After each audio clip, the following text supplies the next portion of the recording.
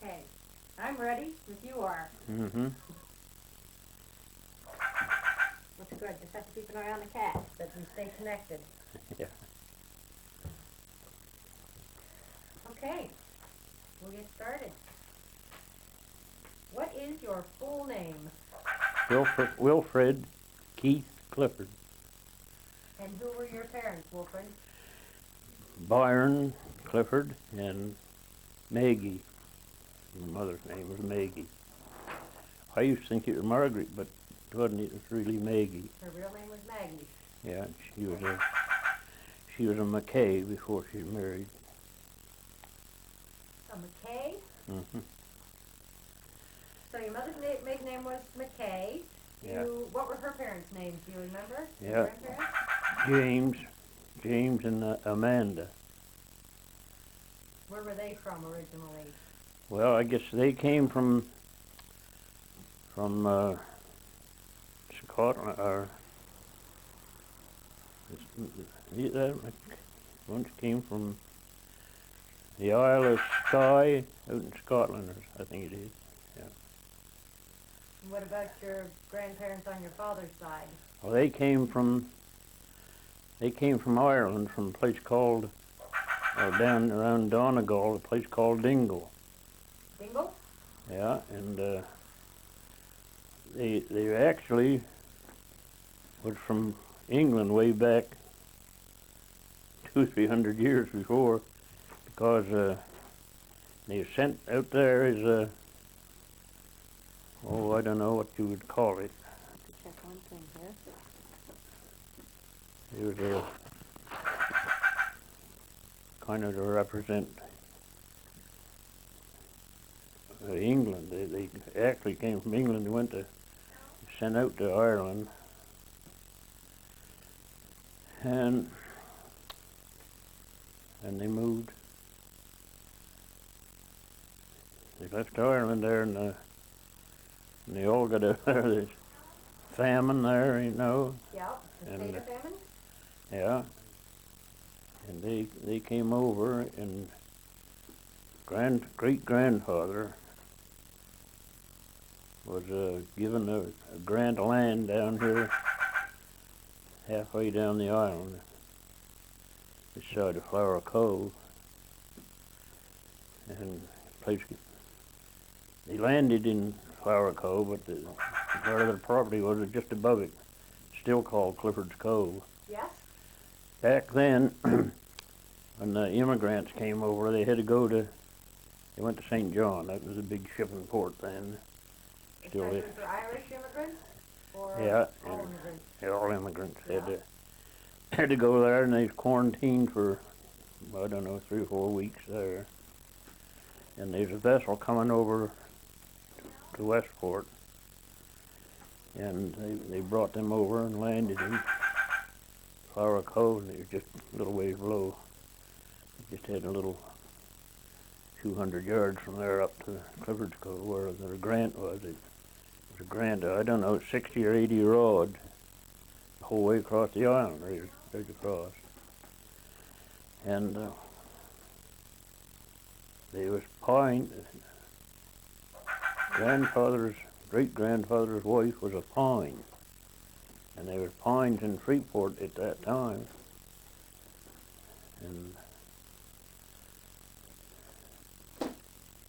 And they were Catholic pine. When the old great-great-grandmother died, it was in the winter, and they took her body over to Montague, way back in them old sailboat days, right in the winter, bitter cold. And she was buried in the Catholic cemetery. Well, that was necessary because she was Catholic. Oh, yeah. Because normally you wouldn't move a body that far. No. So, when they got back, great-grandfather said, "Now when I die," he said, "you bury me right up there on the hill." And that's where his bones are yet. I didn't know. I had a friend, he's dead now, I won't tell you. He knew he knew where there was graves, 3 or 4 graves with a little picket fence around them. Somewhere near where Rodney Pine's house is now. And when back then, there's a lot of, young people died with TB and all kind of things. When there was a big family of them, 12 I think, and when there were 9 of them died, great-grandmother said, and her grandmother said, at the time we moved out here, so they come up to Tiverton and built a house up the road here a ways,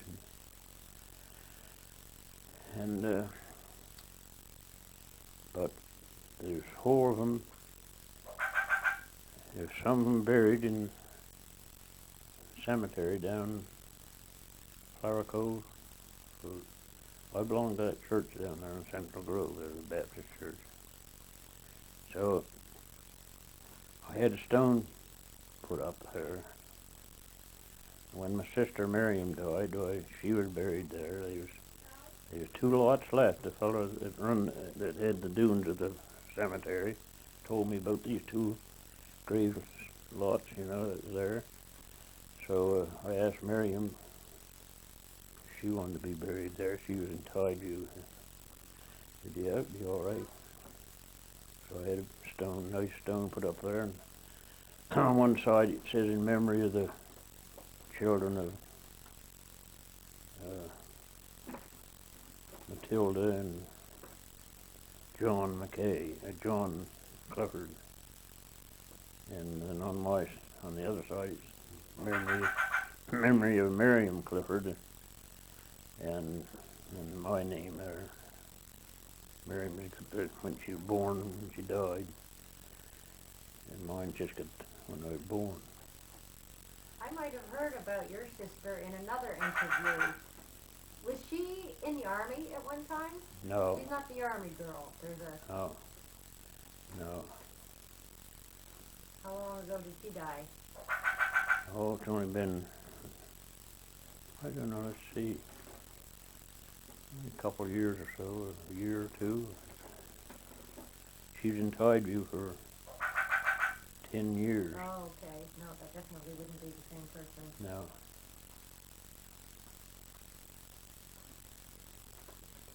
You have a really interesting family history. Is it written down anywhere? Is there a book on it, or is it in the museum here? No, I don't know whether anybody had any of it. I never knew too much about it. I don't know, it seemed I was the youngest of the family, and the older ones knew a lot, about the history of the family, but Yeah. But I guess they just... Hello. Yeah, hello. Just didn't tell me too much about it. Well, you know quite a bit. You can go back further than I can in my family. Yeah. Yeah. You can tell it better. Hello. Hello. So, what year were you born? 1913. Hello. And where were you born? Here. Right here in Tiverton, or right here in this house? Right in this house, right in that room in there where I sleep. Yes? Born there, probably die there. Hello. Yeah, hello. You're the youngest? Yeah. Of how many? There's 7, I think, in the family. 7. There's Lillian. She's the oldest. And there's one that died before I was born, I guess, Eva. And then there's Harry, my brother. Miriam and Lillian, Miriam and Alita. Miriam and Laura Bell, yeah, Miriam and Laura Bell and Alita. And then me. Yep, that's 7 on my fingers. Yeah. So how many are still alive? Just you? Yeah. Yeah? I'm the last At one time, there was 3 families of Cliffords here. 17 Cliffords. Now I'm the only one left on the island.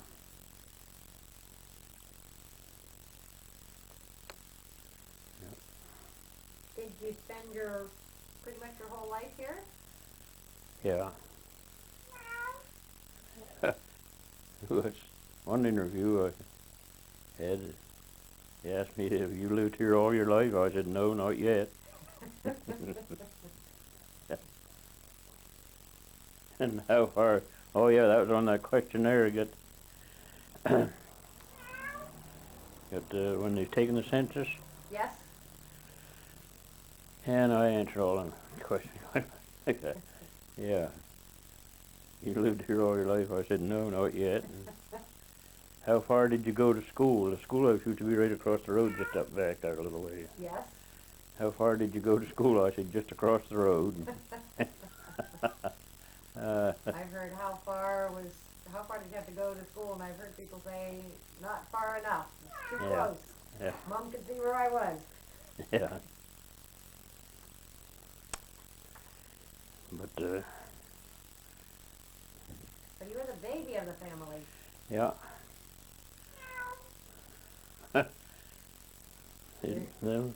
At the census there, there's a woman called up. Tom Young used to be an announcer there. On the radio? On the radio. Yeah, I remember him. And this woman called up and said, some of them, there was 2 questionnaires. One had a lot of questions, the one that I answered, just a little short one. Yeah. She said, some of them questions on that big questionnaire were too personal. It was none of their business. They said, what do you mean? Well, she said, they wanted to know how much toilet paper I used. Oh, Tom said, no, come on, they didn't say that. Yes, they did, and this man called up, said, that woman's right. He said, that was on my questionnaire. And Tom said, did you answer it? He said, yes. He said, what did you say? He said, I told him I don't use toilet paper. I use the tea-eating book, and I'm on page 138. Yeah.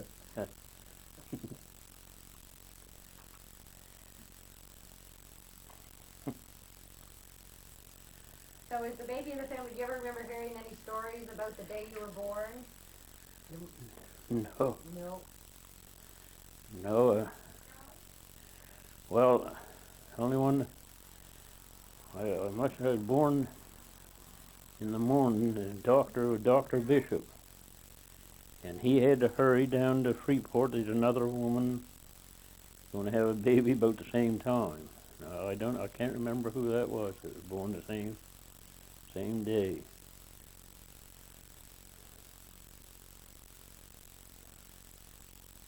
Do you remember how much you weighed? If you were a healthy No. baby? Nope. No. God.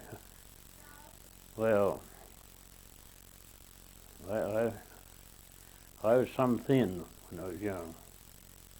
Well, I still go by the name of Skinny. Most people call me Skinny yet. And That's your nickname, Skinny? yeah. And oh God, I went in the army. I enlisted in the army in 1940. August 1940, and I just weighed 139 pounds. Had to weigh 135 or they wouldn't take it. Yep. Yeah. I can remember my grandfather was in World War I and World War II, and he had to quit smoking in order to put on the pounds Yeah. to get that money. He was a small guy, Yeah. and I don't know what it was in the United States, but he had to put on some weight, Yeah. probably about to get to be about 140 pounds. Yeah. Well, them fellas that turned me down, I don't imagine there's either one of them. I don't know, certainly either one of them alive now. You know, them doctors that didn't figure I was good enough. They're still here. Don't know why, but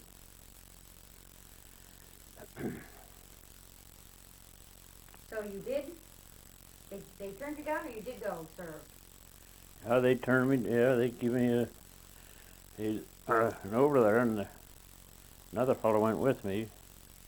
They just put that thing on their ears there to listen to his heart and give him a slip in his heart, bad heart. Yeah. But they didn't, it was so early, they didn't have places open, you know, enough to, they enlisting so fast, they didn't have any place. So I had to come home for a couple of weeks, and then they called me and went back, St. John, and sent up to Moncton. There they had a place there, kind of a hotel where there's a Atlantic underwear, woolen wear place where the women that worked in the factory, it was this, where they lived in this 3-story building there. And so I was there about,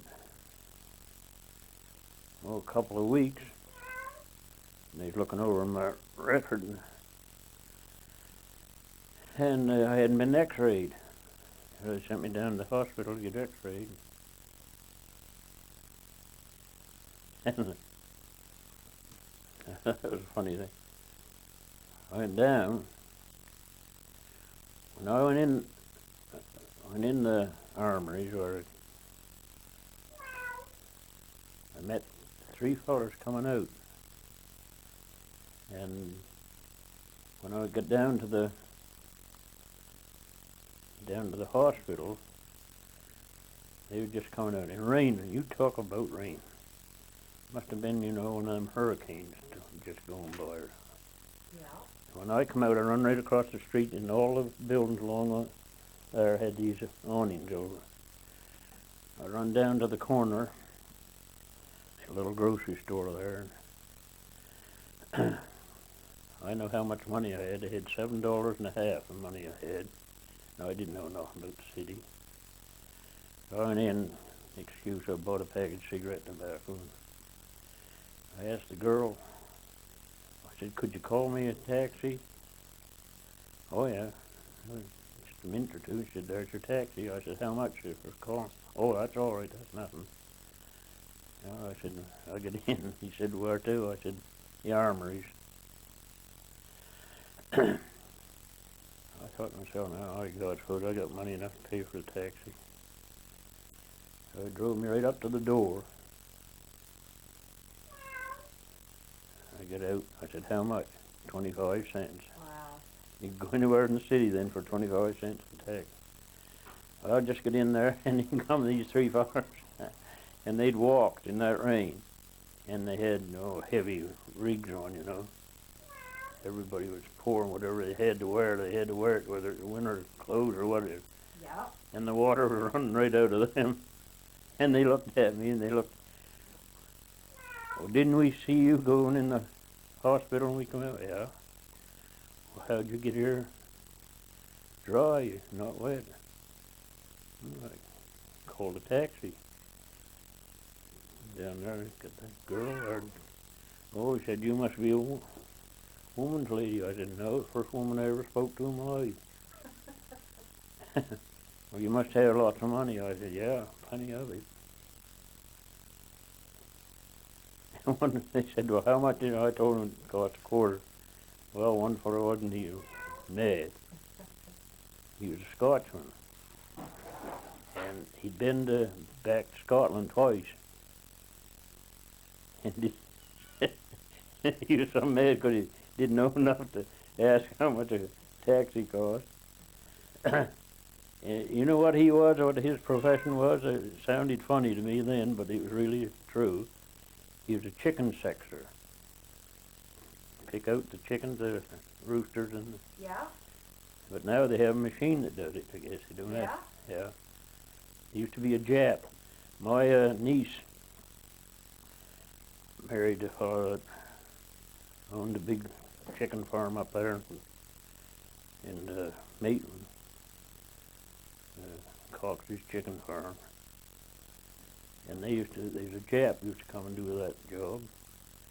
Now they can do it with the eggs, you know, before they're hatched. Oh, it's before they're even hatched. Yeah.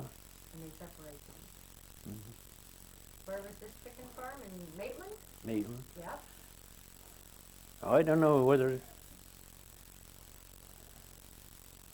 they had, anyway, they used to throw a lot of them out there in the brook there. The eagles, flocks of eagles there would come there after these hatched out chickens. They threw all the roosters out. Where's Maitland? It's up in Hants County. Okay, it's in Sheffield Mills, up that way. Yeah. So, big attraction up there nowadays is the eagles. From yeah. December until March. Yeah. They throw something out on the field. Yeah. So these young chickens. That's what they are, young chickens. Yeah. I thought it was maybe the carcasses or something. Yeah. Whatever. It's a huge tourist attraction up there now. Yeah. Yeah. They've even caught some and trapped them somehow or another and sent them to the States. Relocated them, yeah. They're a bald eagle, they're called. And they don't get that white on their head until they're, 2 or 3 years old. Yeah. Where they see one here every once in a while. I see, just the other day, there's one flew over, circled around. Yeah. You can see them in the wintertime just driving up the 101 to Halifax. Yeah. You're not going to see them as well as if you go into like the Hantsport area and stuff, but you can see them just in Wolfville, New Minor. Mm-hmm.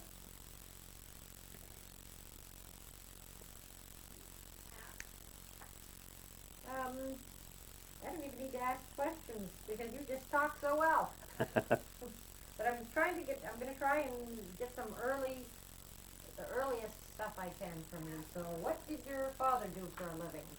He fished. Out of,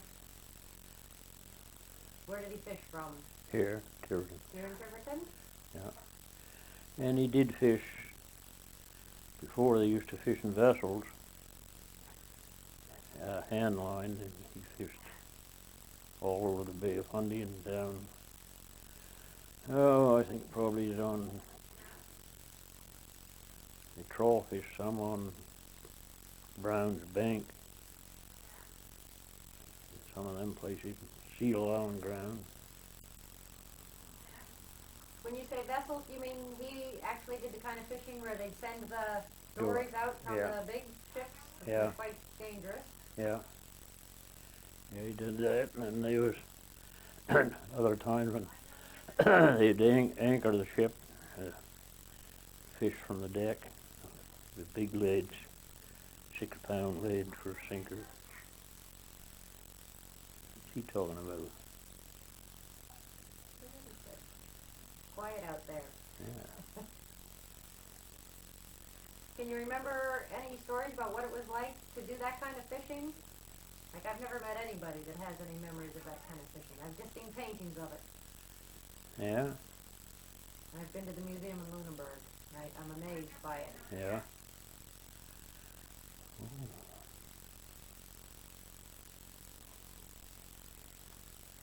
Well, when you baity trawl, your head tub's made out of barrels cut off, and about that much off the top of the barrel, and the tub would be that high. Yeah. And you coiled the trawl down in that, and you had, for when you was fishing for hake, you had what we call gangions, a smaller line about the size of that string hanging there, but it was steamed hard cotton line back then, and hooks.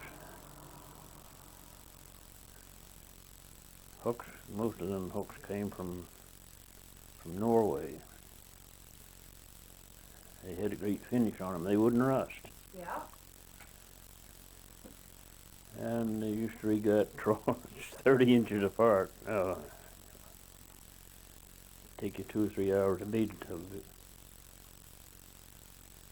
inches is close compared to nowadays. Oh, well, yeah, the last, I don't know, there's not very many of them using trawl now. Only, they took my license away from me. Stole it. Yeah. I went to get the license.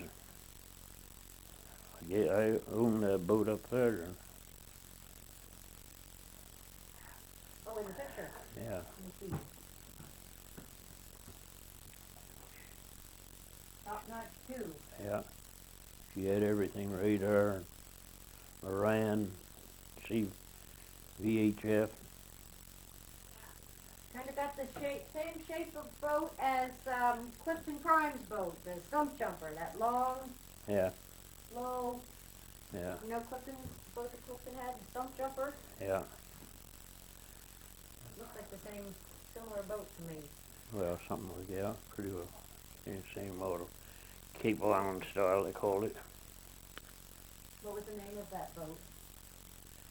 That one there? Yeah. That's top notch. Top notch, yeah. Top notch too. Did you have a top notch one also? Were you No, top notch boat? top notch one was a different boat. One that was built here years ago. Burl Outhouse built it. And she's called top notch. And then the next one we had built down in Port Maitland was Keith Outhouse. He lived over there in that house, a cousin. And we just had the initials KW on that boat. And when he died when the boat was, I don't think she's quite a year old. He had a heart condition. He died suddenly. And had this boat named then the Top Notch Second, Top Notch 2.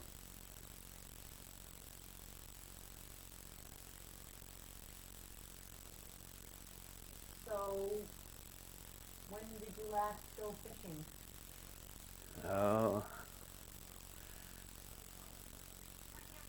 I gave, make me mad just to think of it. I'm sure. I gave that boat to my nephew, Steve Newman. Oh yeah, I know Steve. Yeah. And he tried to get clear of it all kind of ways. Found all kind of fault with it. Oh, he couldn't do this and he couldn't do that. All kind. I'd done all right in it. I'd made a living. Come to find out, he had a big fiberglass one all built. He wanted this one to keep clear of it, get the insurance on it. We went out back to the reef one day, him and the other fellers put her ashore, let her smash up. Yeah. Yeah. So when Not a proud ending to a great no, boat. no. I don't know, Stanton went down and got her and towed her, the remains up Whale Cove. I've never asked whether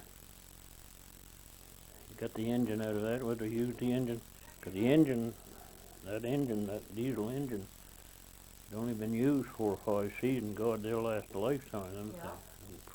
Ford diesels. God. I imagine he must have probably used me. I sold a diesel engine and I bought that diesel. Got that diesel, and I don't know how it come to get it on. It's down Lunenburg after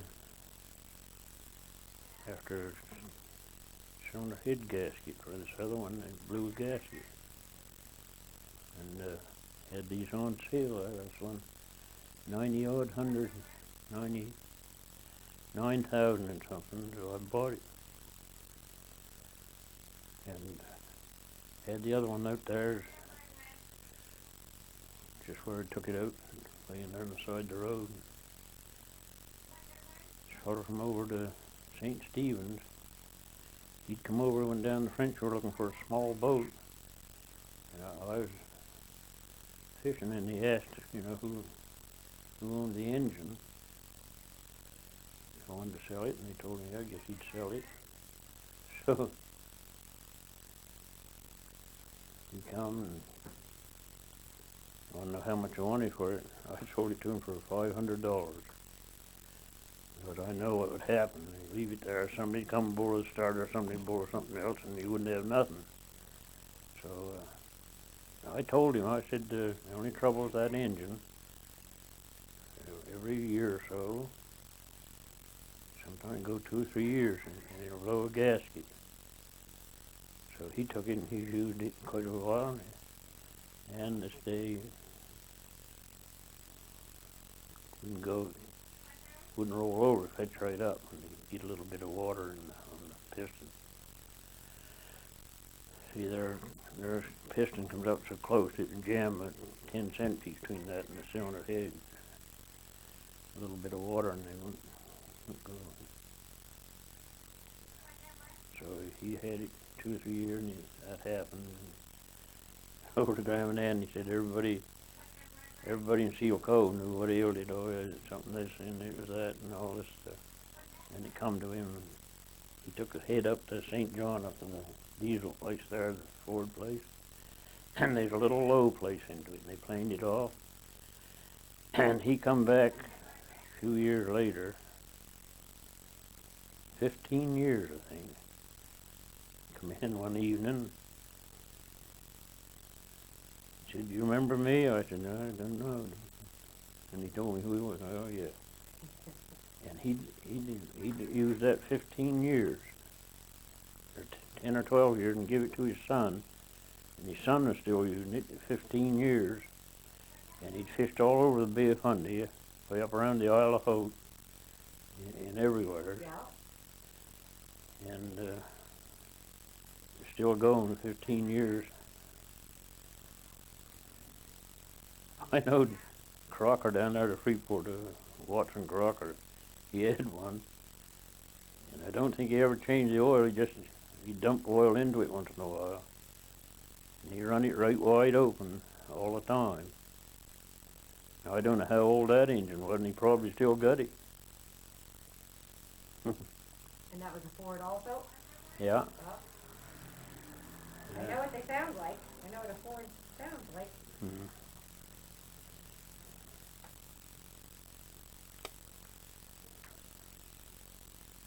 So your father was one of the great dory men, but then later in life what kind of fishing was he doing when he finished his fishing career? Well, he went trawl fishing in boats. Yep.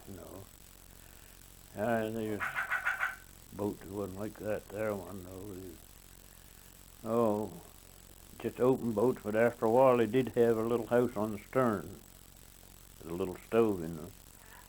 And now it's pretty miserable.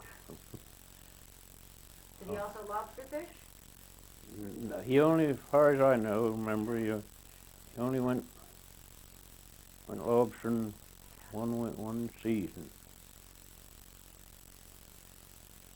Him and his brother. But back then, well, it was fish to catch in the winter. Yeah. You do just as well. And then did you learn to fish from your father, or Well, yeah. was he teaching your brothers how to fish? Oh, yeah, I used to go out with them. Get seasick. Saturdays. Still keep going. And when I first started fishing, I used to argue with my brother. He said he'd never seasick in his life. I said, "Can't make me believe anybody feels as good in a boat they do ashore." He said he never. And God, I went fishing with my brother-in-law up to Whale Cove. seasick, oh, 3 or 4 times a week anyway. Oh. And it was all right after I got started to haul trawl, I clear up. But I still, even when right up to the last street, I had to be careful or I'd get seasick. Did you find it easier when you were the captain of your own boat and at the wheel? Were you a little less seasick? No, Nope. no, didn't make any difference. I never got seasick going or coming in the boat, no matter how rough it was. But when they laying there, Yep. days when it was foggy and you couldn't see, they say it's your inner ear, don't. Yep. You could see the horizon. It's all right, or if I get in the forecastle, get in the bunk, lay right down, shut my eyes. But when I get up, I had to grab my boots and run and get out. Yeah. It's not much fun being seasick. It's a hard Oh, I used to career when you're not feeling well. even get seasick in the fish house. Better the whale close it. Tide come right up under. You can hear the swash from the shore. You weren't even moving. Yeah. I've known of diesel mechanics that get sick just when the boat's tied to the wharf and they're working on a boat. Oh, yeah. Seasick. Yeah, I've got seasick out here in the harbor.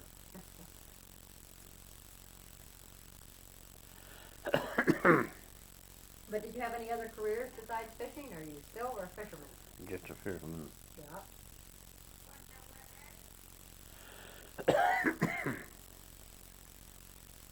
What can you remember about your mother's work day when you were growing up?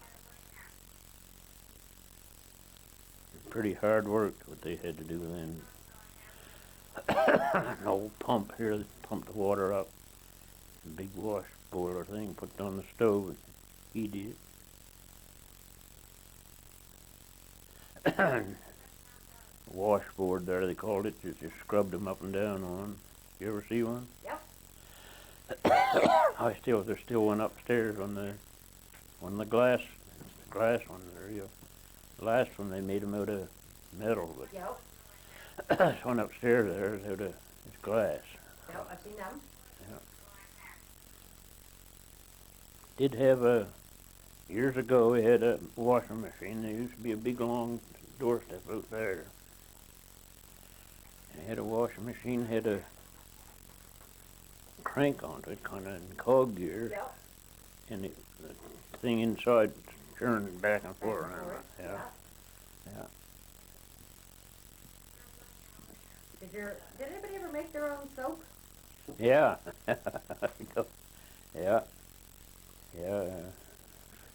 Fat and lye and stuff. Powerful stuff.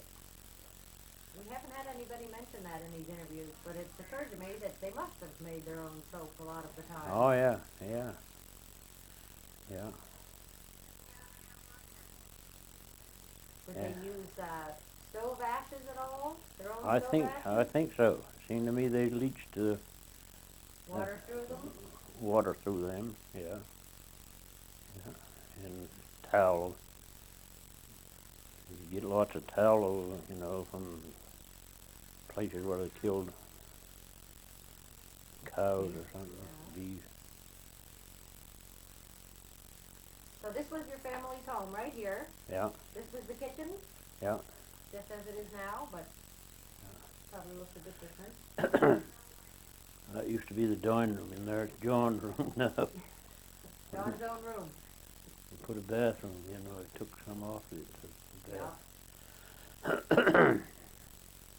And had a new part built on there. Used to be the old porch there was just up on posts, and I got cold in the wintertime. Yeah. Everything would freeze in there.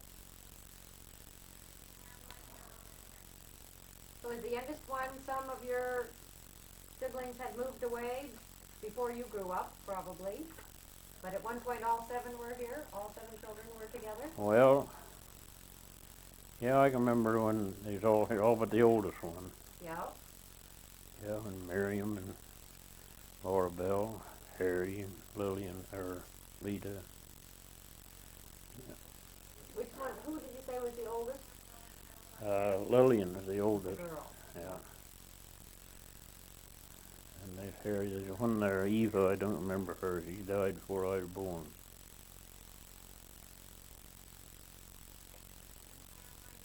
So what else can you remember about your mom's world when you were growing up? Did she ever work outside the home? Oh, Or yeah, make and sell yeah. anything?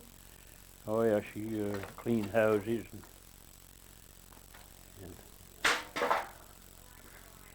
The pie plate's okay maybe, but not the glasses.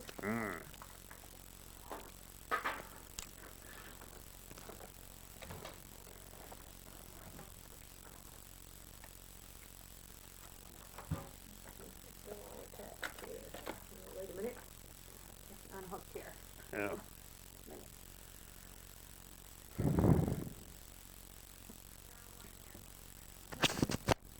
Well, I'll get you all up. One.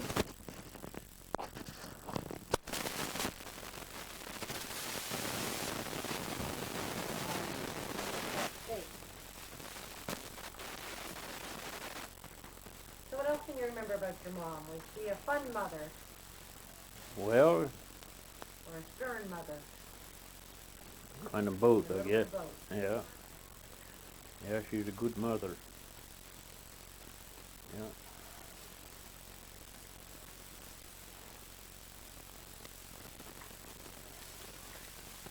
She did a lot of, I guess they call it a midwife, you know, and back then when a woman had a baby, they stayed in bed 2 weeks back then.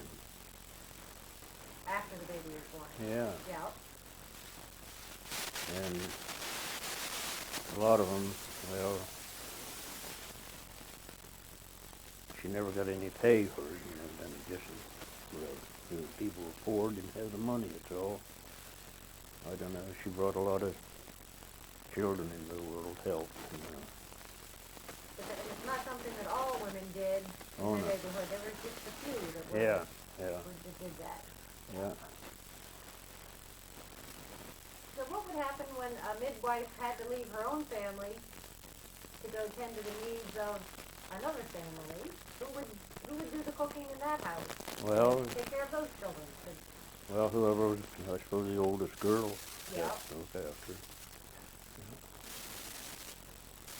how do you suppose your mother came to be a midwife? Just because she had a natural talent for it, maybe? Probably, I think, probably, yeah.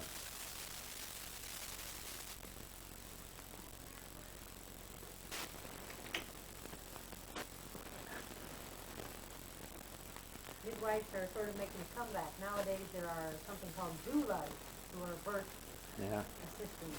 yeah, A new, sort of a new thing, yeah. again, a new old thing.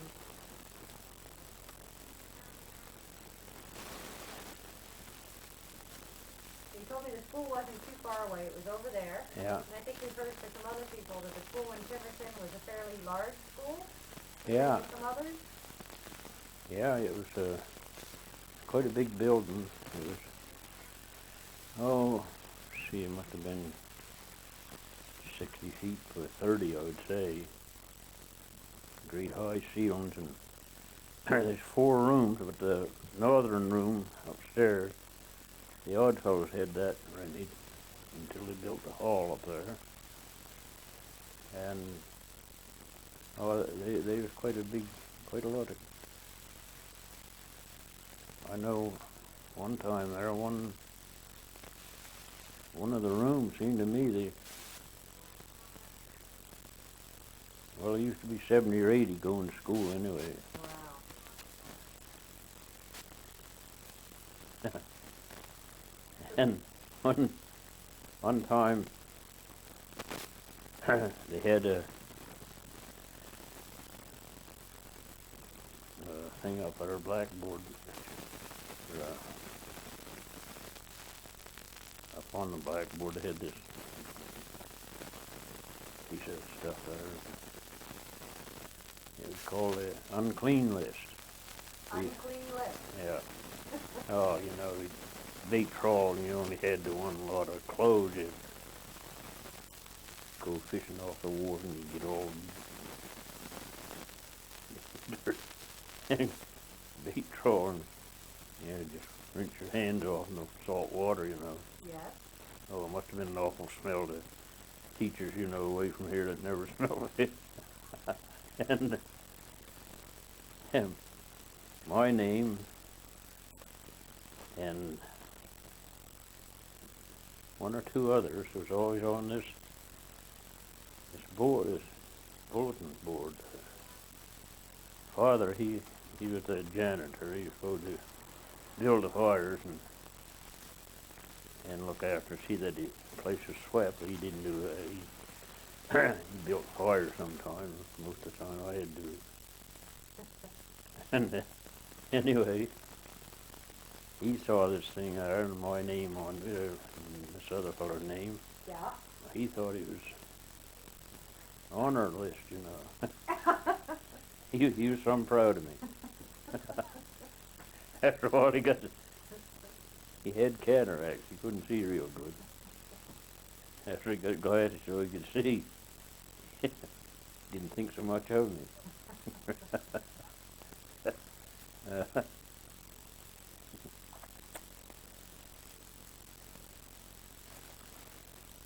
So what else do you remember about school? Did the teachers ever board at your house?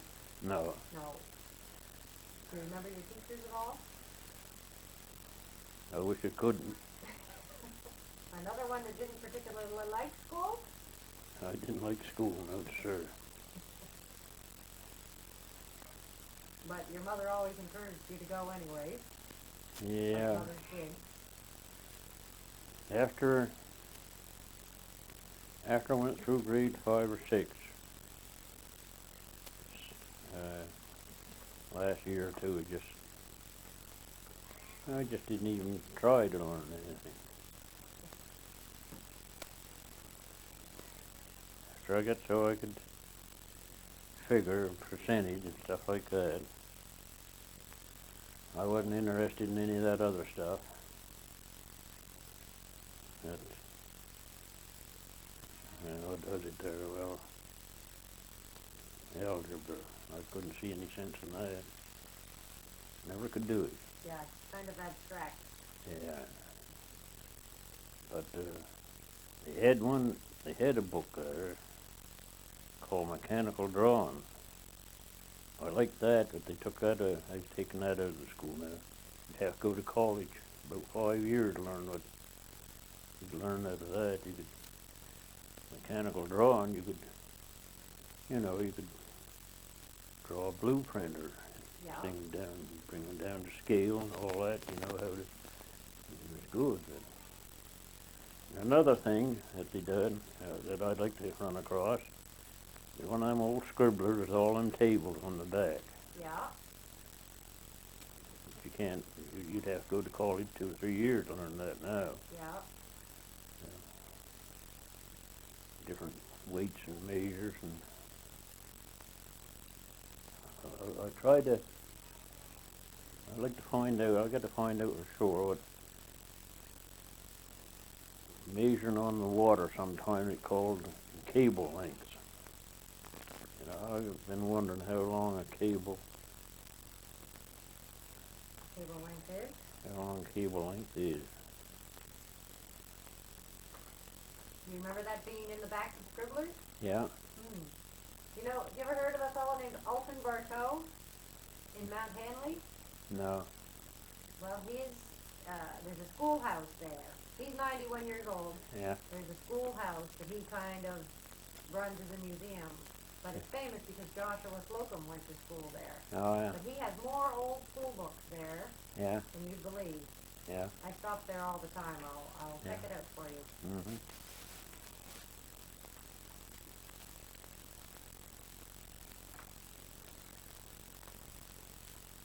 I got a great book here called Wooden Ships and Iron Men. I think I've heard of that. That's a great book. Then the best book was 2 years 2 years before the mast. Yeah, 2 years before the mast. Is that about a voyage? Yeah. Oh God, they went through something, them old sailing ships. Wonder they ever got anywhere. Yeah. Yeah, and old square riggers, they went sideways as much as they went ahead most of the time.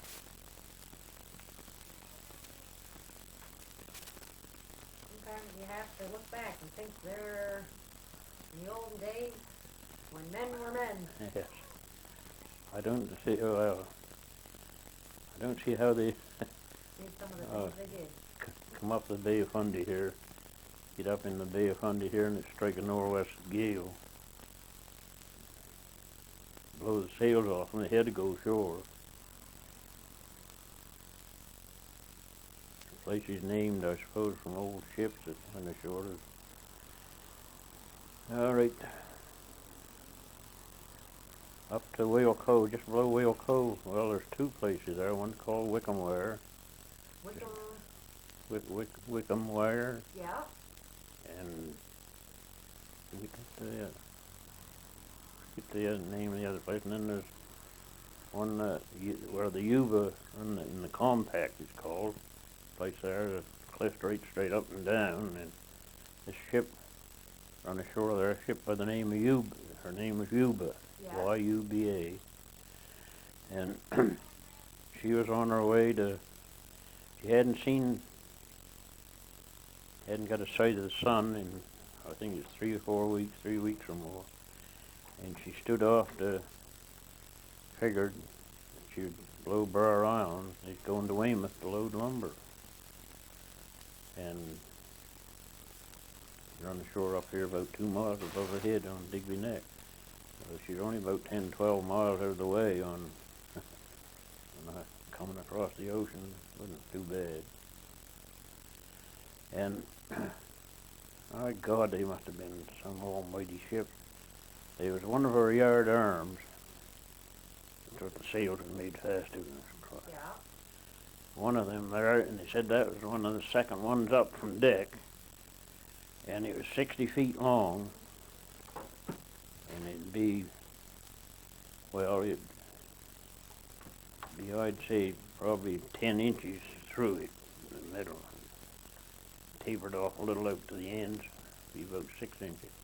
60 feet long, that was the second one up from the deck, and there was 5 of them. How? You wouldn't think they could, float right side up at all. Of course, they had to be ballast quite heavy. Yeah. If they were ballasted heavily, though, did that make them any safer than Well, today, or? Well, they wouldn't float. They'd fall right over on their side. They didn't have a lot of ballast down under the floors. And keep them on their feet. Like. You don't happen to remember the story of the Robert Can? Oh yeah. Yeah, remember Robert Can. She run here. Keith Can run here first. Well, when the first remember, one called the John L. Can. Then there was Keith Can and the Robert Can. And they, well, that was almost suicide what they did there. That's foolish. She come in that trip before she'd run from St. John here, Freeport, Westport, and Yarmouth. And in the summer. St. John, Here. Freeport, Westport, Yarmouth, that was his run? Yeah. Freeport, Tiverton, Tiverton, Freeport, Westport, and back to Yarmouth. Yeah. They make that trip twice a week in the summer. And this time they come in, Robert Can come in. Water was up in the engine. It was half full of water then. Leaks so bad.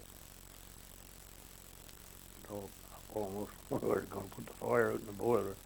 I come in here and pumps had clogged up with coal, and got her cleared out and got her pumped out. And there's another boat running at the same time. Go on, get out. You just put this over your leg.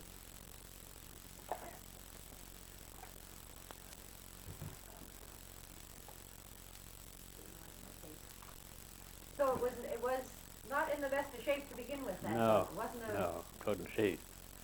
I don't know how they ever got a permit to, to run it. Some kind of crooked work there somewhere. Yeah. And the other boat that was running, I can't remember, ain't that song, can't remember the name of that one.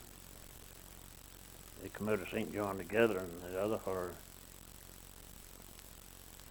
he went into North Head. It was going to be a bad storm. And Captain, other boat, kept on coming. So she sank. But I couldn't understand how they got out in the lifeboat that night. Roughly that was, and them old lifeboats. Well, I don't think they'd ever been out of the float in years and years. But they got out, and they all got in. They must have been, I don't know how they landed anyway up there. It was all in the boat, but the Captain Ells, he got out and get out to the lakeside there somewhere. Yeah, Lake Midway. Lake Midway, yeah. And they went out over. One other fellow had a little life in him, but he died before they got him out. It's all there. Captain Peters, he'd been on that run before, and he'd gone over to finish up some business. They owed him some money or something.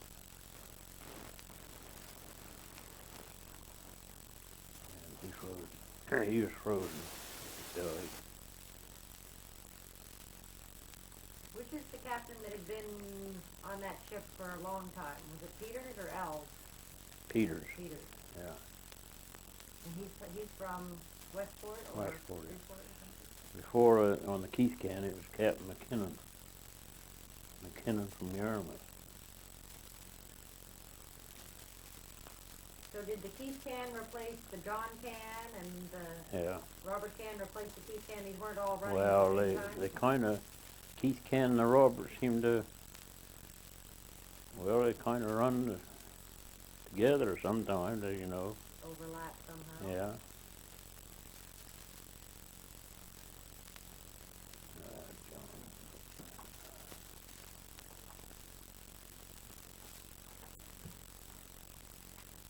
Yeah, I've read a few accounts of that story, but it's always interesting to hear another little bit of information about it. It sounded like a horrendous night. One time we was sculping, he got a foul of something and hauled up a piece of sheathing that had, I don't know how many coats of paint onto it. Broke right off, right clean, right new break. Yeah. Drove into the Scallop Crag. Yeah. And I still think that was where the Robert can sank. The Keith can or the Robert can? The Robert can. The Robert Yeah. can. Wow. 'Cause I couldn't see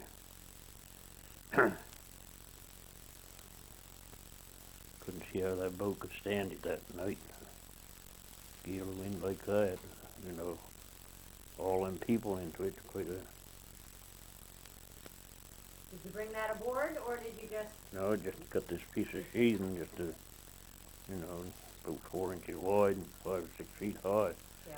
But to me, that was off of the side over there somewhere. But at the same time, they said they found the pilot house, or part of it. Shirley Tidd saw it, or when he's scalloping up off of Gulliver somewhere. I don't know. I'm just gonna flip the tape here, Wilfred. Just hold on a minute.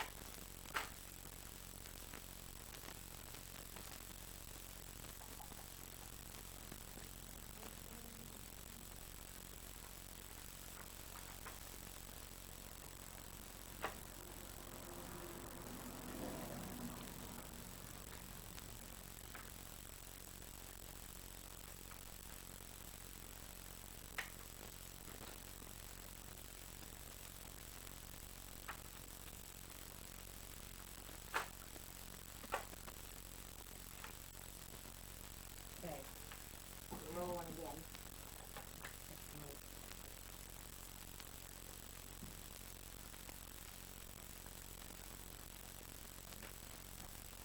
Yeah, there's still a cross where that rubber can, where the people came ashore.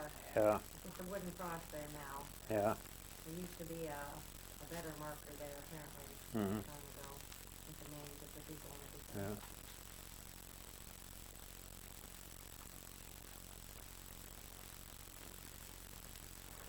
There's 2 shipwrecked ones there. Below Whale Cove there. There's 2, I was up to Whale Cove, and brother-in-law sent me up to Little River after he was repairing some lobster traps. I went up to get some nails for him, and come just as dark, just as black as night. And struck a gale of wind northwest. And when I went back, he said they almost had a shipwreck here. I said, yeah. He said they tug towing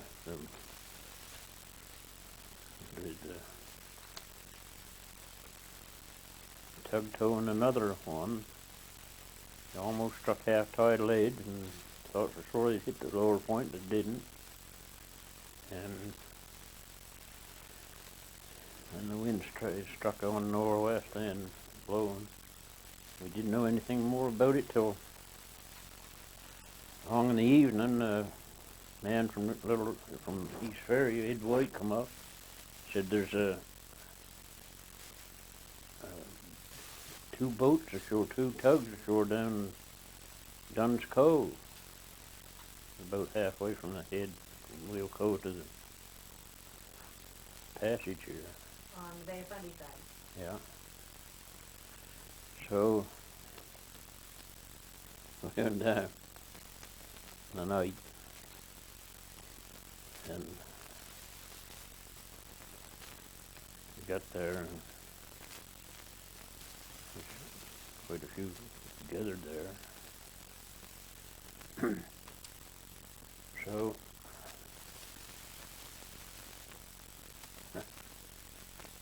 built a fire, a big fire there, and stuff his house washed off of the. One of them that was being towed went in the little cove in above there, right in, and the 2 men was on her down over the bow and got on the rock, never even got their feet wet.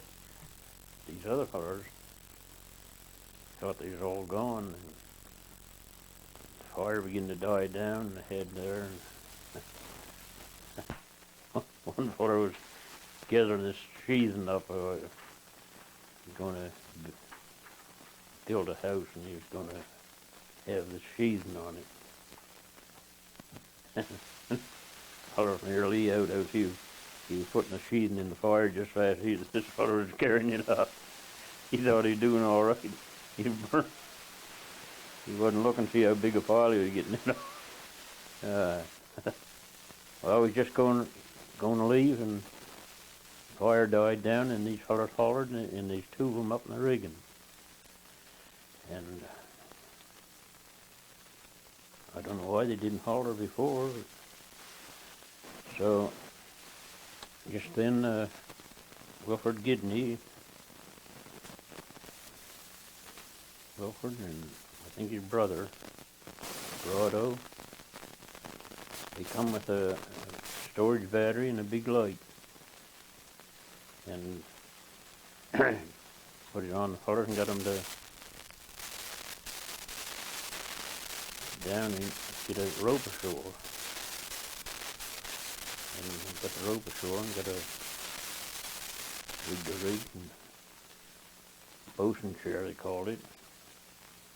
And we got the two of them.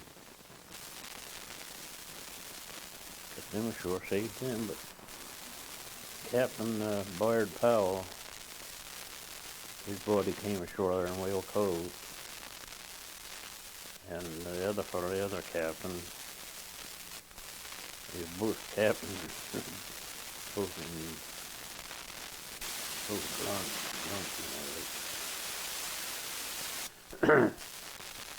Captain Powell up just in a boiled lobster he tasted drink. Blood was almost coming out through.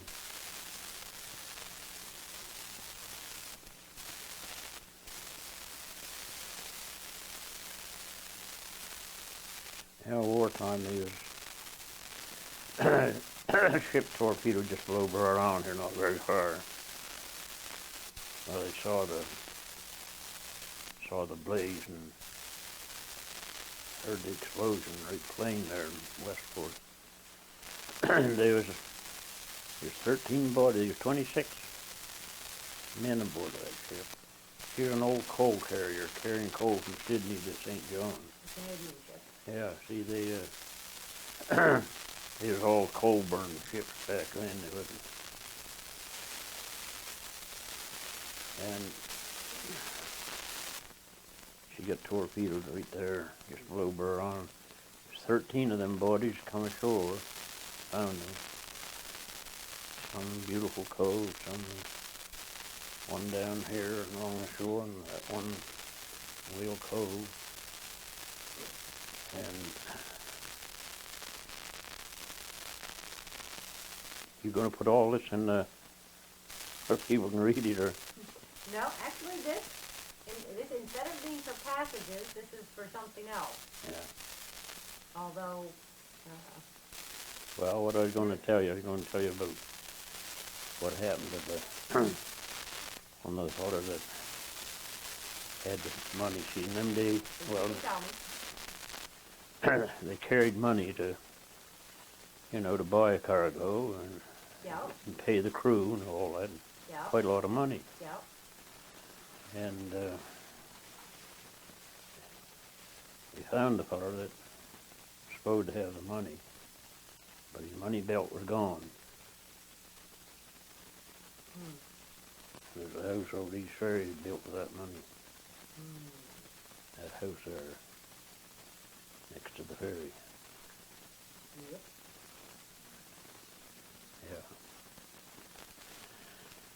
Yeah. I don't believe anybody will ever be happy in that house, I don't think. Because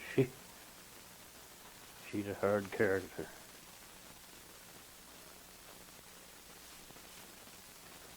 Yeah. One of the best expressions is what goes around comes around, or that type of thing. Yeah. Yeah.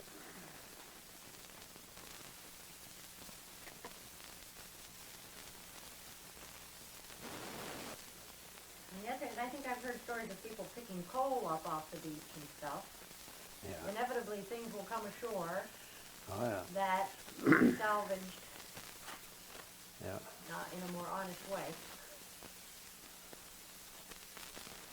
Said they have, no, I don't know if there's any truth in it or not, but I've heard it years ago that they found some gold coins, or when any more than one or not, up Sandy Cove. I've heard like one coin. Yeah, yeah.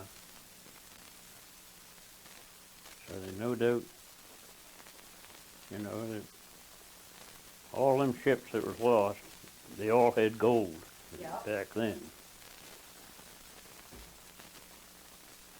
I read about the old feller, he had a gold piece about the size of, I forget how much it was, but it was the size of a 25-cent piece.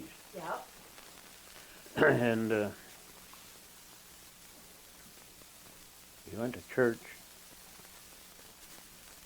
and he got confused, and he put in the collection plates to the quarter, and they knew it was his, so they tried to get it back to him.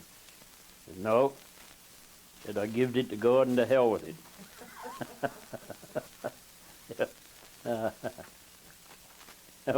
One other joke I heard about church was this old fellow had a dog I thought a lot of. I used to go to church with him sitting in the aisle right alongside, never run around, never bothered anybody. And they got a new minister, and the minister told him, come down and told him, he said, you can't have a dog in church. I haven't put the dog out. So he took the dog outside, come back in, listened to the sermon. When it was all through, some of the congregation said, you should apologize to that old fellow. He lives alone, that's all the company he has, and the dog wasn't bothering anybody. Oh, well, I said, all right. So he went down to apologize. He said, I want to apologize for what I said this morning about you couldn't have the dog in the church here. Oh, he said, don't apologize, don't apologize, that's all right. He said, I wouldn't want my dog to have to sit here and listen to that sermon for anything. Yeah. All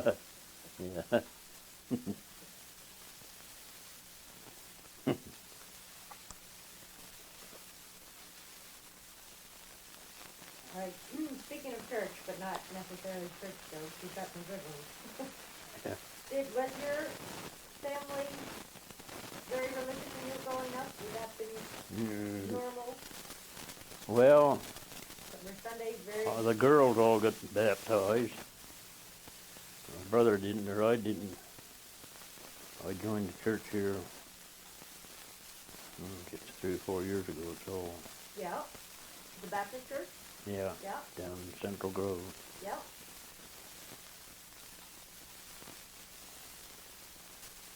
But I didn't get baptized. I didn't figure, well, the way my health was, it'd be good for, but they done what they called. They do the total immersion in the Baptist church. Yeah, but You go for a swim. yeah, but you could. The way you do it, what they call something about your hands, or holding hand or something. I don't know how they call it. Yeah. Does the same thing. Go right straight to heaven when you die. That's what I can't understand. No matter how big a bugger you are, hellion, when you die, they tell you you go right straight to heaven, your spirit, your soul. Yeah. Of course, it's only there for 1,000,000 years, and then next time we get the final judgment. Yeah. One old feller, they told him he couldn't take his money with him. He said he would, and he was going to take it.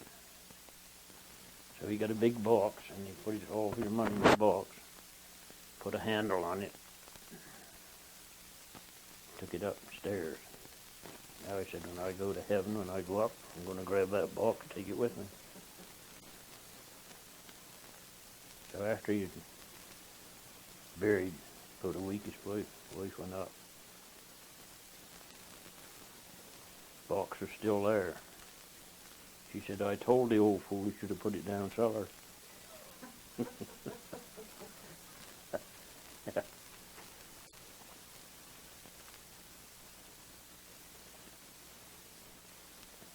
Did your parents strictly observe Sundays, though, when you were growing up? Now, see, you're making it hard for me to get serious now. What were Sundays like? Well, yeah. Wasn't when these kids wasn't allowed to, couldn't go out and play on Sunday, or couldn't slide downhill or anything like that, oh no. And another thing, when there's a funeral, no matter whether it's Sunday or not, no fellow down the road here, he had the hearse, he had a horse. And oh, he was all rigged up, the black rig on and the high black hat, and set up on this hearse. Had big oval windows in the side, and shame that they destroyed that here a few years ago up there. I think I've seen a picture of it. Hmm? I think I've seen a picture of it. Yeah. Yeah. And yeah, when that went down by, they hauled the window blinds down. Of the houses? Oh yeah. Really? Yeah, yeah. Nobody done anything that day, that afternoon.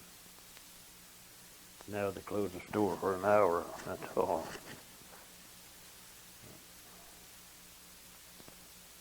Yeah.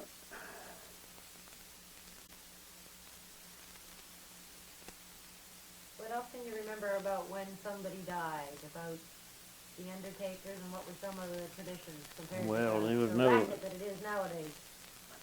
There was one or two people around here that would be called laying them out, lay out, body out with a, and Not necessarily embalming them, though. oh no, No, it's just laying it out. all right, man down in Freeport.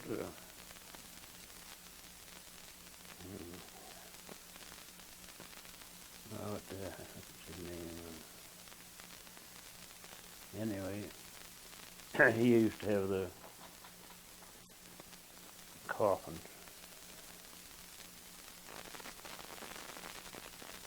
He kept Yeah. And coffins on hand, so you could go pick one out. it cost anywhere from, I had the bill here for, I think when Mother died, the coffin cost, I don't know, $175. And when my father died, it was 800 and something. What year did your mother die? Let's see, be in the early 50s. Yeah.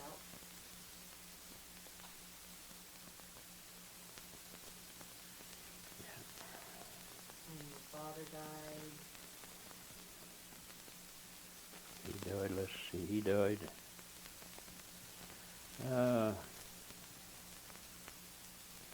96 years old. He was born in 67, 68.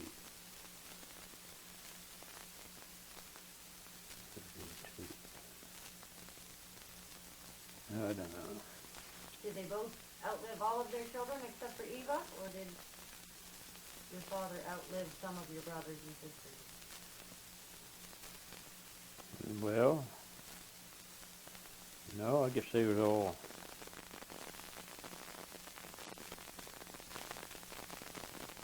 Eva's the only one died before he did.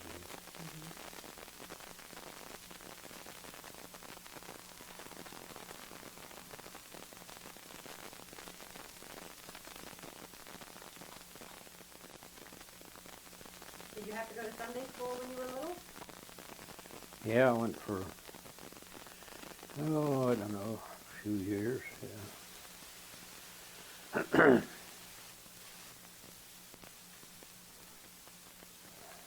you remember getting the newspaper or anything when you were growing up?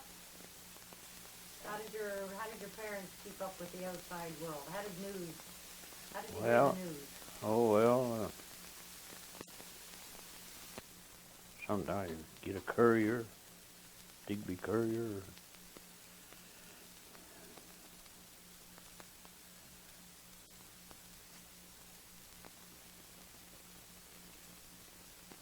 And it's mostly word of mouth. Word of mouth, yeah. Yeah.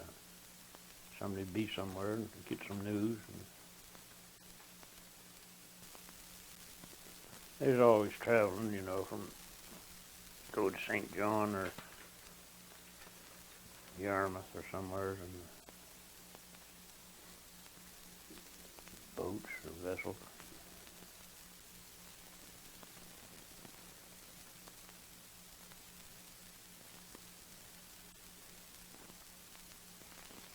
Did you spend your entire life in this house, or did you move away at one time and then happen to be here now? Well, when I fished with my brother-in-law in Whale Cove, I lived there, you know, most of the time.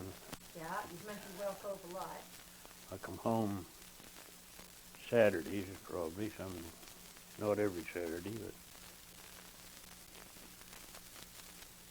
Who's your brother-in-law in Whale Cove? Kemp Oh, Tid. Kemp. Yeah. Kemp Stanton. Well, Kemp Stanton would be his Nephew? grandson. Yeah, let's see. Kemp is Eva's son. Yeah. Okay, so this Kemp's last name was? Tid. Tid. Kemp Okay. Tid. Yep. Yeah, he'd be a grandfather to Kemp Stanton. Yep. Hmm. Kemp Tid's no longer alive. No. Wonder if would Kemp be a brother to Joe? No. Joe's a brother to Eva. Okay. Yeah. Joe and Ray. Ray Tid, yeah.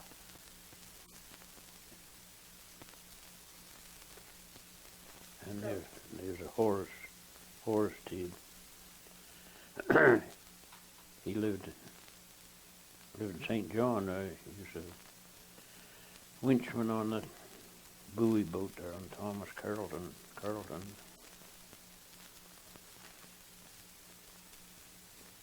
Him and I went to Newfoundland one trip. Had a pretty good time. He had a camper. And when we drive along and we're tired, the places where they made that new highway, that Trans-Canada, places where they crushed rock, we drive in. And next year went another forest. And they put great big rocks in front of them places, so you couldn't go in. You had to go to a motel or something. It didn't matter to that far if he wasn't interested in them places anyway. He wanted to get to St. John with a girlfriend there. We had a good time there. Doing all them little places, you know.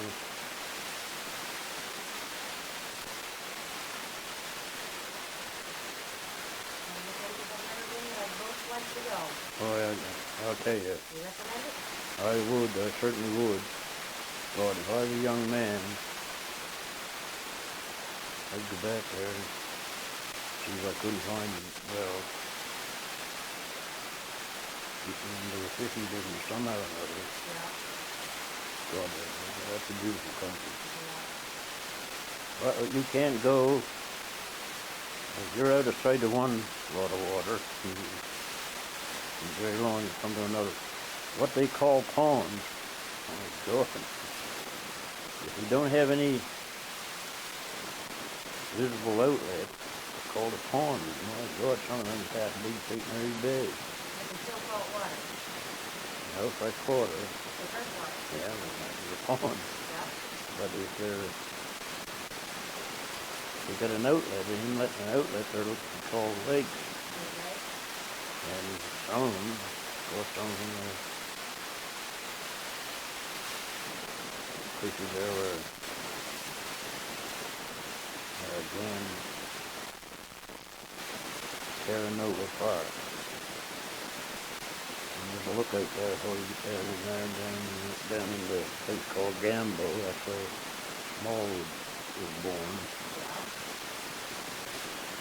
And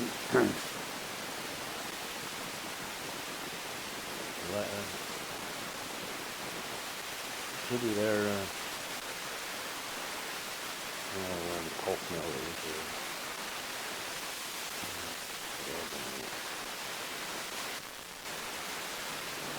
Prettiest,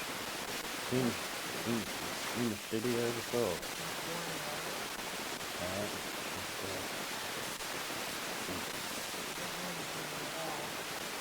Yeah, I'd recommend it. Anybody going on a trip, the place to go. Someday. Yeah. Another one on my list. Have That and the Magdalen Island. a feed of cod, tongues, and sheets, and seal flippers. Yeah. I tried the seal flippers. I didn't say all that much. Nope. Well, they're kind of like a wild duck. You can add in a fishy taste, you know. You have to acquire a taste for them, I guess. Yeah, you should, I'm sure.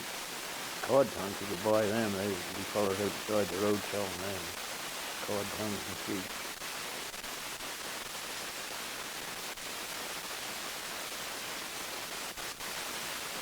Probably not a whole lot of things have changed in this area since you lived there, but there might not be so many cod tongues and sheets readily available. I'm mad, they got trouble.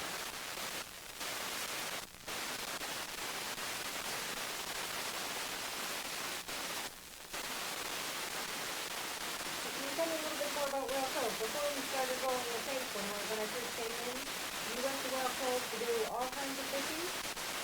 Well, yeah. Yeah. I went to... Put over. Yeah, I used to go up there in the spring, month of May, and get ready to rig trawl for the summer. Night lobster with him, help pick up the trap. Yep. And we'd be ready for start out taking probably around the 5th of June. And they trawl fish till October.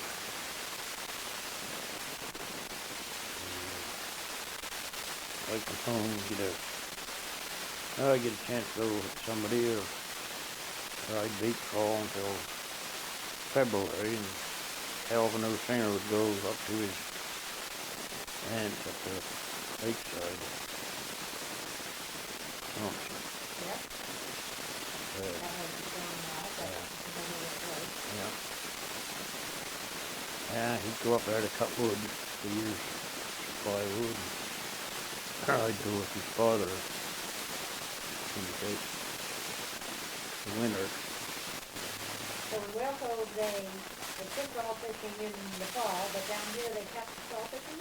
Yeah, yeah. Why's that? Well, What's the difference? Whale Cove wasn't much of a harbor. They never had any wharf there. They'd had a little wharf that would get behind until half tide, and that went down. I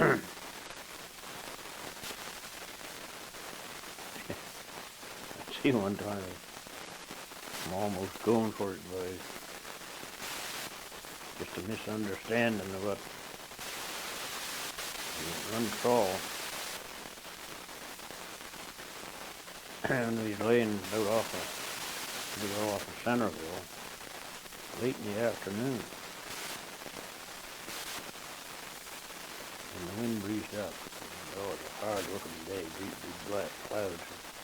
Wind breezed up like west southwest with it drawing on shore some. We got 2 tubs in, and he said, I think we better leave it. I said, damn sure we should. I thought when he grabbed, he tied that tub of trawl up and threw it back at him. Grabbed another tub and took the haul and just after a while, codfish come up. Nice big cod, I had to yank them off. He never said nothing. Yeah, I done it. Next big one come up. He said I'd have done that on the first tub if I'd been there to roll it. I couldn't understand what. Oh God, there's some fish on that trawl. One dropped off, I never bothered to gaff it after he got half a trawl in.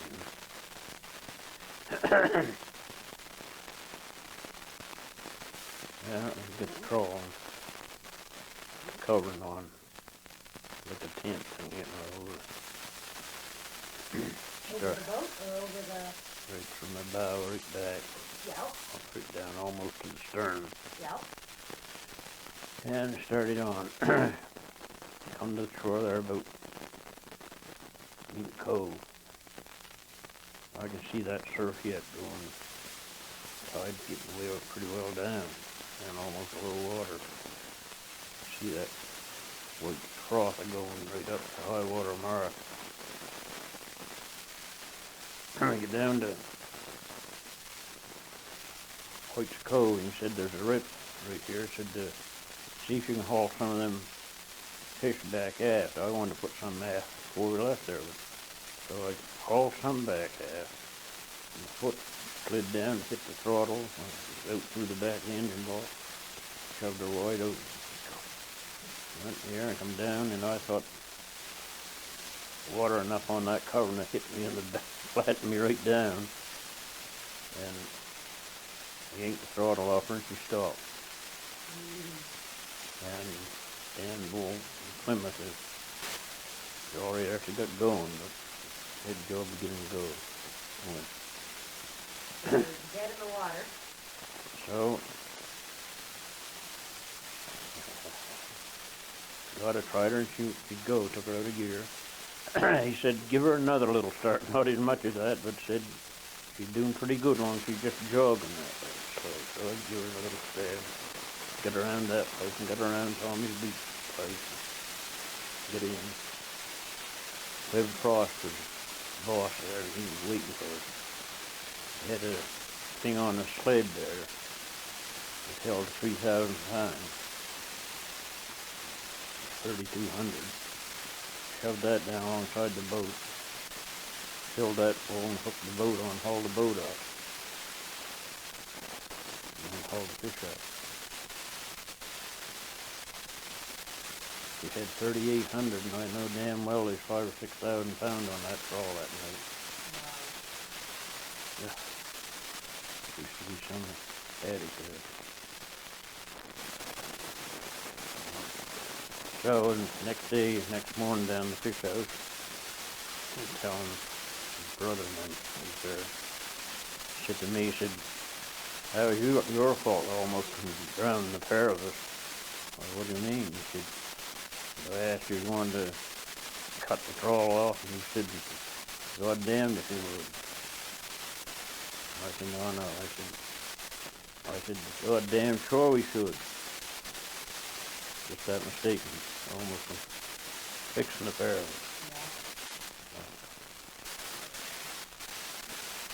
Yeah.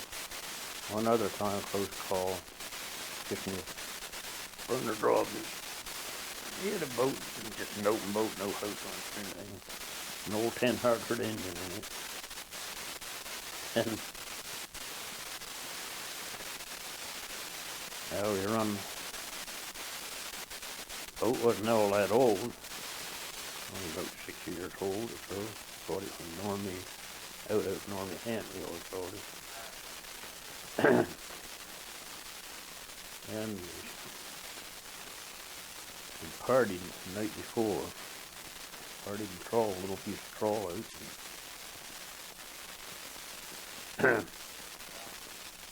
And when we put the trawls in there, the old breakwater there, fishing with the wharf on the other side there, bait and trawl and that.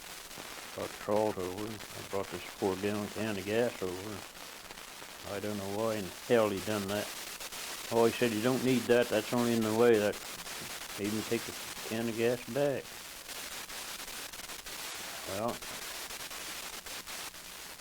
I took it back. Now we run out. Well, party that little piece of trawl out and started hurt.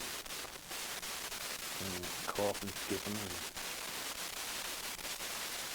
I said, sound over the tank was empty. Took the heater stick, stuck it down. Wouldn't even wet the end of the stick. Tipped the tank up some so whatever was in there would run to the shut off. And I said, put that oil in at the lantern there just to fill the kerosene. Dump that in, so dump that in, shut her right down fine, and we made it. When we come in around the breakwater, she made her last blast, and that was it. Well, we only had the 4 gallons the next day, and them damned old Hartfords, they burnt a lot of gas. 2 hours time, you know, they take took her a half hour to go off there and back, an hour to go off and back, or over an hour and 10 minutes. We've been to Sandy Cove in the morning, so the tank was just about empty when he put that 4 gallons in. And started in.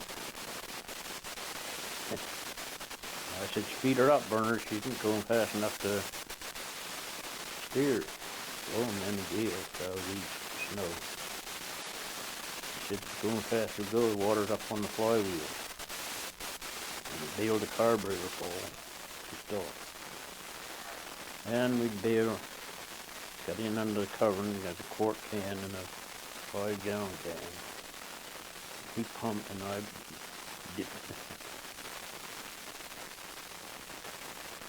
dumped the water out, cut her down below the flywheel quite well and started again. We've done that 3 or 4 times. Boy, I said to myself, I don't know, you get gas enough to ain't making any headway. We're going back. Before that, Calvin no Singer come to us and asked us before we running, said, you going home? No, Bernard said, we're going to run. I said, I'll go. Run alongside Uncle Josie. Right in that thick snow, and he was clumping for her life. Damn, if he didn't come to us. Right in that snow, he'd waited for Josie. And Josie was right close to the other side of him. We never couldn't see Josie. We kept pumping and bailing, and when we come in around Boar's Head, the after Kid Four started floating up. They thought we had the awful jig of fish. We had 900 pounds fish in the bag.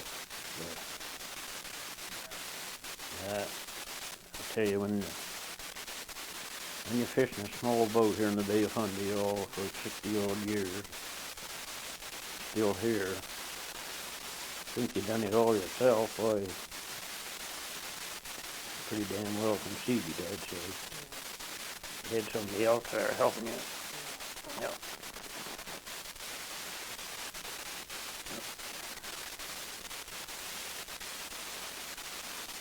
So, you heard Robinson from around here. Oh, yeah. Did you pitch it with him after the stint rail cove, or before, during? Let's see, that was... No, that's another. It's been after I fished the wheel cove. Yeah.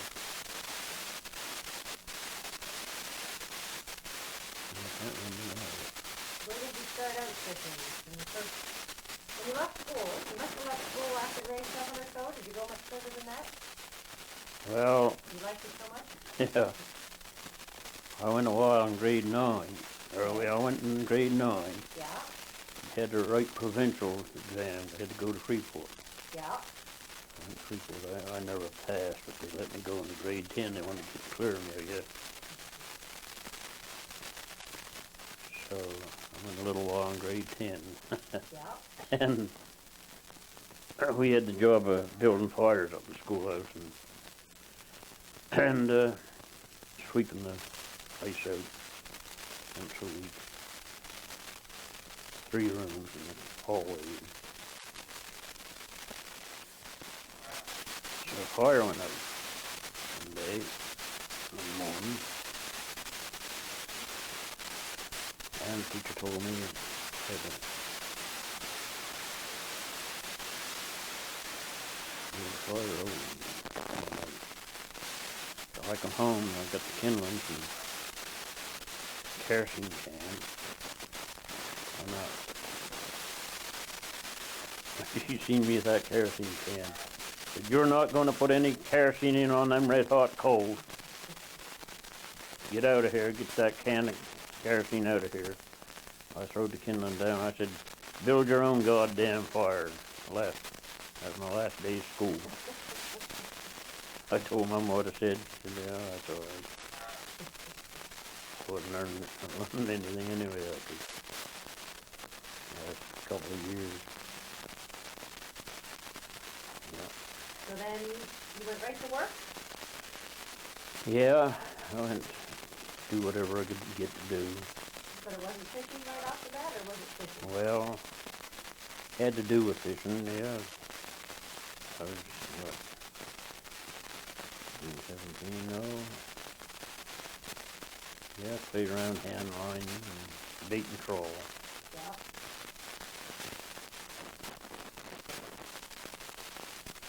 I started bait and trolling, I was 11 years old, I think.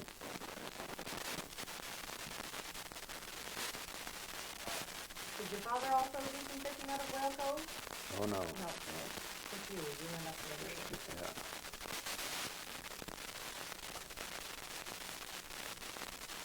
So Whale Cove was always big for building wares also.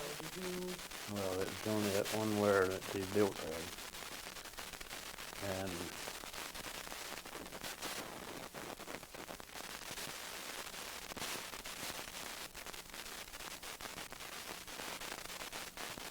I thought I said that they hadn't paid for the twine. They used it 2 years. Bernard sold out. He told me afterwards that it made money. They hadn't paid for the twine.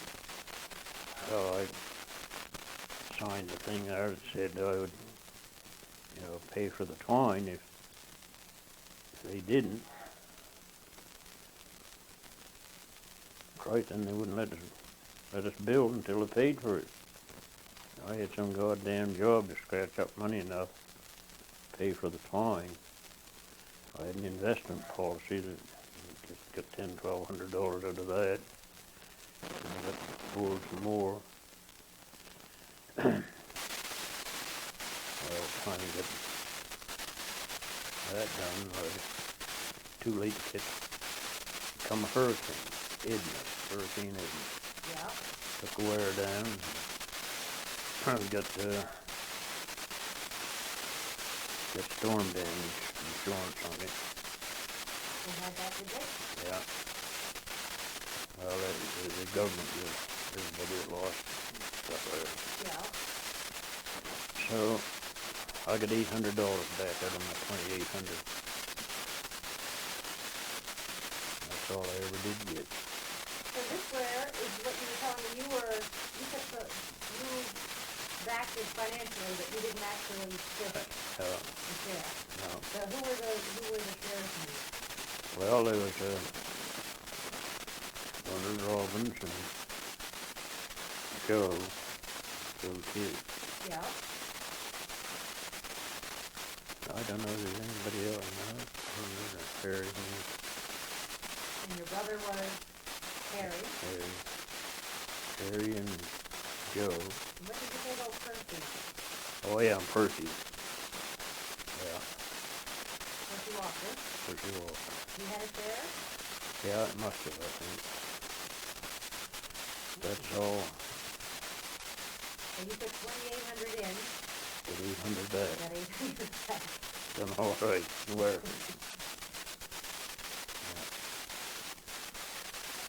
Yep, yep.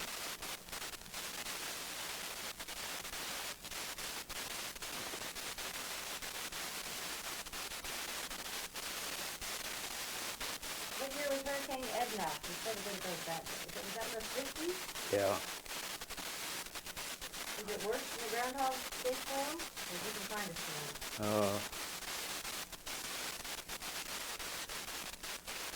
All right, so there's a hurricane, a lot of rain, wind, and quite a lot of damage.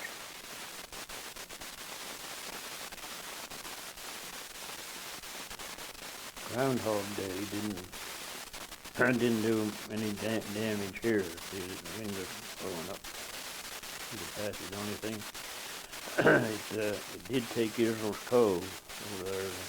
Yes. Took that Pirate Cove, we call it. What do they call it? Pirate Cove. Pirate Cove. Hilton saw this Lockheed boat, and boat went dragged their mooring, and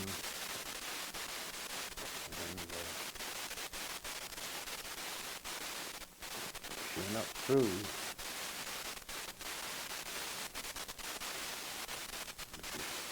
She filled. Well, she on the shore somewhere, way up the shore. I think he got the engine out of her or something.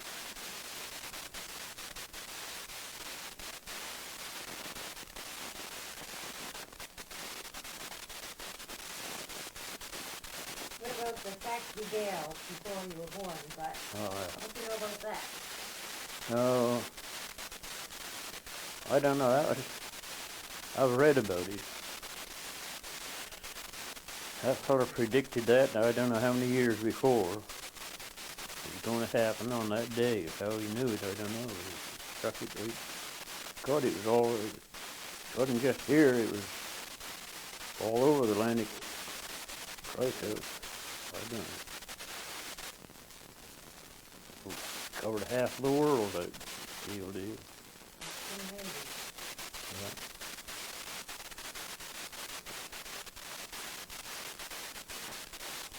I don't know if that was the same gale that sort of from Westport crossed.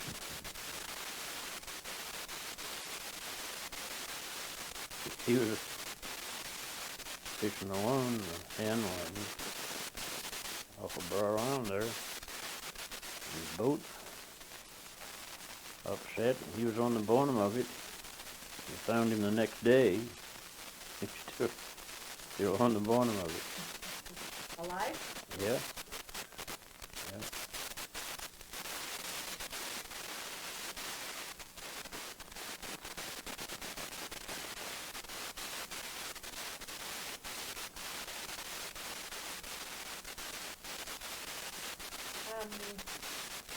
What do you remember looking about the Depression and wartime? How did that affect you or your family or your community?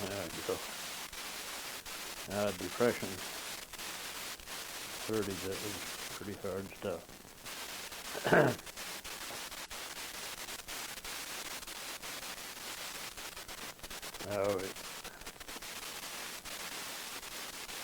In the valley, up the valley, it wouldn't be that hard because they'd have vegetables and meat, stuff like that. Here, if you didn't, the only thing about the Depression, we always had vegetables, always had plenty of potatoes and stuff. Because you'd catch fish off the wharf there at Pollock, like salt and dry them slack Pollock and take them to French shore. Yeah. 25 pounds, they wanted $1 a barrel for potatoes. 25 pounds, you get you a barrel of potatoes. 25 pounds of salt fish? Yeah. And if they wanted $1.50, Pollock was 6 cents a pound. Yeah. My God, we get a whole boatload of potatoes and stuff, far right up. Yeah.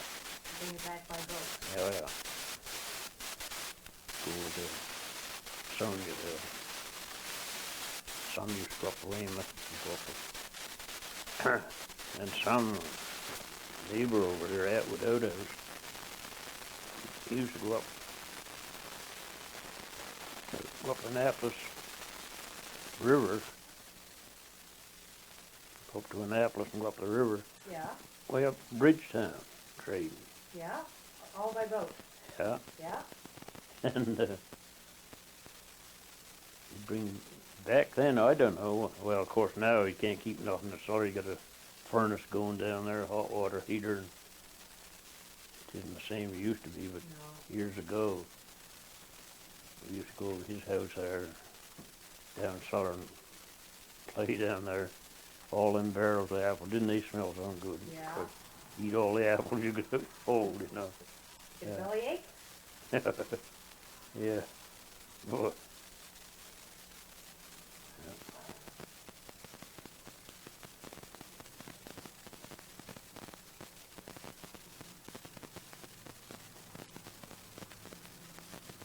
What about World War II? How did that affect your family? You were, Well, I enlisted in it, and then they kicked me out. yeah, That's all. you were telling me about that. Yeah. What about any brothers? No. If you were the only one that enlisted? Yeah. There's some that wouldn't enlist, and call them zombies. Called them zombies? Yeah. Yeah? Were they, They was in the army, but they wouldn't go overseas. okay, so they were able to do that? They were able to choose whether they went overseas Well, or not? Yes, seemed to be. They hadn't got the conscription. The old Mackenzie King there, he wouldn't agree to it to have a conscription. So it was all by enlistment. Yeah.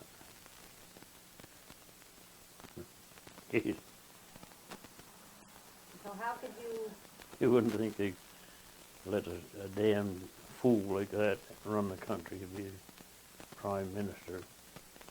Damn old fool. He used to have these things, what they call them, seance, talk with his mother, his dead mother. yeah? Yeah. Didn't know that. Christ. That's what we had for a prime minister in the wartime. That's how he did his decision making. Yeah, Consulted his mother, his dead Yeah. mother. yeah.